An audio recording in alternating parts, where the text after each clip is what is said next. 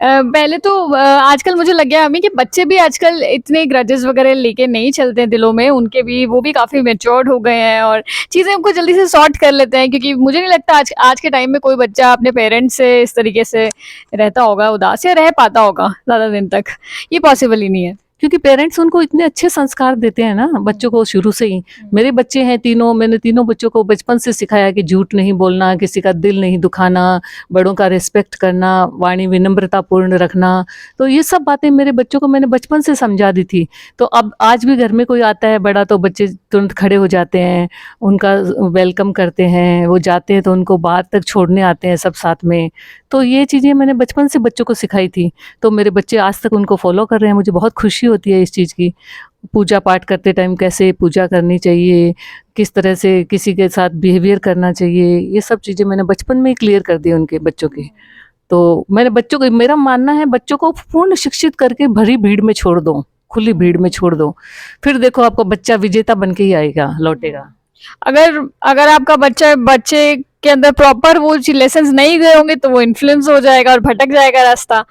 लेकिन और अगर आपके बच्चे की रूट्स बहुत स्ट्रांग होगी तो वो चाहे हजारों करोड़ों में भी चला जाए, वो वापस। मेले के अंदर छोड़ दो, एक बच्चे को शिक्षित कर दो और फिर भरी भीड़ मेले में छोड़ दो, फिर आप देखो आपका बच्चा विजेता बन के ही लौटेगा निश्चित रूप से। क्योंकि वो बचपन में इतने अच्छे संस्कार डाल देते हैं हम बच्चों में कि बच्चा कभी हार मान ही नहीं सकता, कभी उन संस्कारों को फॉलो करके वो विजेता बन के ही लौटता है।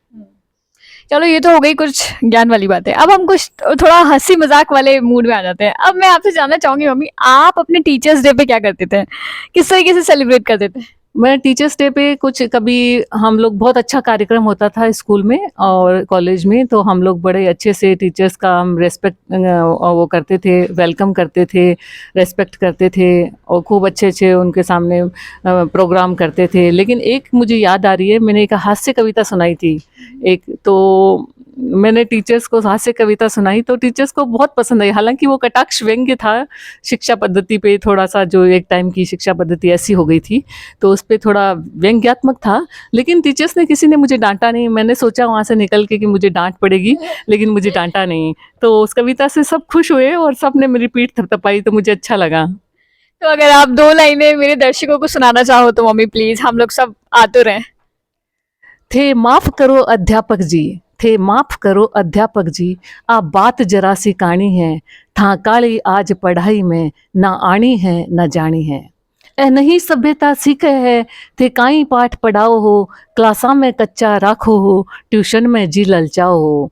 ए 100 में 70 फेल हुआ, ए 100 में 70 फेल हुआ, हो जाए पास कुछ देवनिया, फल करो जिसो थे पाओला, जनता ने धोखो देवनिया। थे माफ करो अध्यापक जी, आ बात जरा सी कहानी है। अगर आप इसका मतलब समझे हो तो ये आज की जो ट्यूशन कल्चर चालू हो गया है कोचिंग सेंटर वाला, उसके ऊपर एक कटाक्ष व्यंग्य है और मुझे तो समझ आ गया। और अगर आप लोगों को भी समझना है तो मुझे कमेंट सेक्शन में जाके बताओ, जिसको समझ नहीं आया है। इसका मैं हिंदी वर्जन भी जल्दी लाने वाली हूँ। फिलहाल मम्मी आप बताना चाहोगे कुछ कि इसका मतलब क्या था संक्षेप में? वो शिक्षा पद्धति पे थोड़ा व्यंग्य था, कविता के माध्यम से कुछ व्यंग्यात्मक थी कविता, हास्यास्पद थी, व्यंग्यात्मक थी। तो मिली जुली फीलिंग थी। जब मैं कविता बोलकर जब मैं वापस आई तो मुझे लगा आज तो बस गए, आज तो टीचर्स ऐसी डांट लगाएंगे ना टीचर्स डे के दिन कि मैं हमेशा याद रखूंगी। लेकिन मुझे ताज्जुब हो रहा है, सब टीचर्स ने मेरी पीठ थपथपाई तो शायद उनको सबको अच्छी लगी कविता। बिल्कुल। चलो ये तो हो गई हमारी आज टीचर्स डे की बात। और अब आप बताओ आपके रोल मॉडल कौन है, मतलब आपके वो टीचर कौन है जिन्होंने आपकी लाइफ पे एक ऐसी अमिट छाप छोड़ी है? मैं कहूँगी मेरा रोल मॉडल मेरी माँ है, जो 85 इयर्स के अंदर भी अभी अपने हाथों से अपना काम करती हैं। और मैं उनको देख के, अब कोई भी प्रॉब्लम से वो बहुत घबराती नहीं है, अभी भी बहुत बड़ी बड़ी प्रॉब्लम उन्होंने फेस की है और वो कभी भी किसी चीज़ को लेके घबराती नहीं है, कहते हो जाएगा बेटा हो जाएगा। मैं भी जब कभी कोई प्रॉब्लम लेके उनके पास जाती हूँ तो वो कहते हैं, मुझे रास्ता बताते हैं, हो जाएगा, टेंशन मत करो, सब कुछ हो जाएगा, समय आने दो, सब कुछ हो जाएगा। और वास्तव में वो वैसे हो भी जाता है। तो मेरे लिए मेरी माँ ही मेरे लिए सबसे बड़ी गुरु है और पहली गुरु भी है और आज तक मैं, मेरी आदर्श गुरु भी है। वाह! आपसे बात करके बहुत अच्छा लगा। वैसे मेरी भी माँ मेरी गुरु है और मेरी रोल मॉडल है।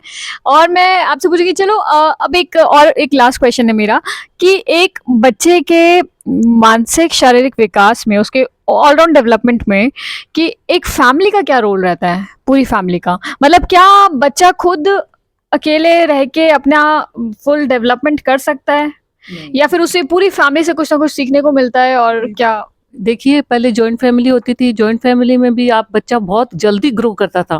मैंने देखा जॉइंट पहले जो इतनी जॉइंट फैमिली आजकल रही भी नहीं है, आजकल तो खाली पेरेंट्स होते हैं, बच्चे होते हैं, उनके बच्चे होते हैं, इतनी फैमिली हो सकती है।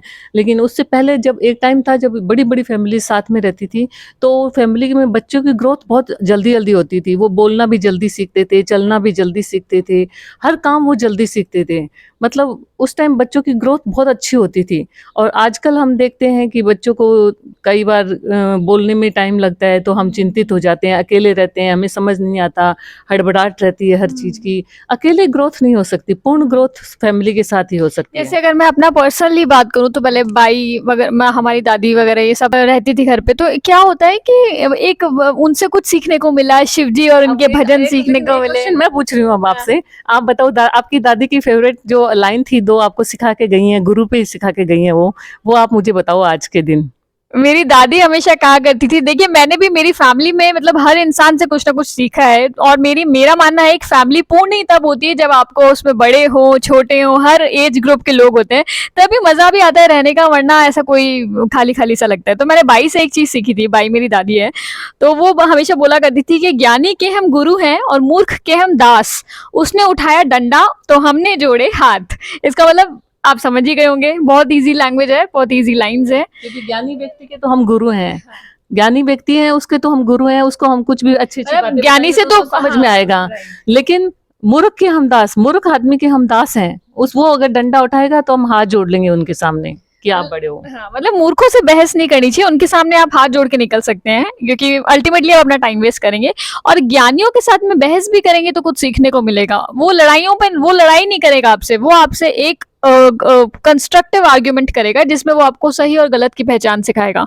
लेकिन मूर्ख क्या करेगा, वो अड़ा रहेगा, वो एडमेंट रहेगा, वो ईगोस्टिक रहेगा कि हम मैंने बोल दिया वही सही है और तुमने बोल दिया वो गलत है। तो वो चीज़ आप समझ गए होंगे। बाकी तो खैर, आज का एपिसोड आपको कैसा लगा आप मुझे बताएं, और आप लाइक शेयर एंड सब्सक्राइब करना ना भूलें। और आपको हम दोनों की जोड़ी कैसी लगती है ये भी आप हमें बता सकते हैं, क्योंकि मुझे बहुत सारे कमेंट्स आ रहे हैं। Thank you so much, thank you for everything. Bye bye, tata, take care, प्रणाम गुरुवर। मेरे सारे टीचर्स को मैं हाथ जोड़ के नमन करती हूँ और सभी को याद करती हूँ, और मैं अपने जो भी मैं आज हूँ मैं उन्हीं की बदौलत हूँ। मैं सोचती हूँ कि अगर मैंने कुछ भी अपनी लाइफ में सीखा है कुछ अच्छा, तो मैं अपने किसी ना किसी टीचर से ही सीखा है, उन्हीं को क्रेडिट दूंगी आज के दिन। और बस थैंक यू सो मच, देखते रहिए मेरा चैनल।